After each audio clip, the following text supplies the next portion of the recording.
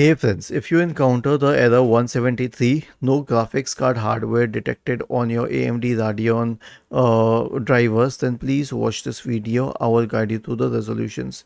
Now, here's the first part, okay? You have to check the hardware installation and detection. Is the graphics card seated in the proper manner? If not, then it can be a problem. The next solution is a clean boot. Search for system configuration in the Windows search bar and open system configuration. Go to the services tab. Check the box associated with hide all Microsoft services. If any other service is checked, click on disable or apply OK and then restart your computer. And the last solution is to update the graphics card driver. Search for device manager and open device manager. Expand the list for display drivers. Right click on the first one and update drivers. Right click on the second one and update drivers as well. Was this helpful? If yes, then please subscribe to the channel. If not, then let us know in the comment section of the video and have a nice day.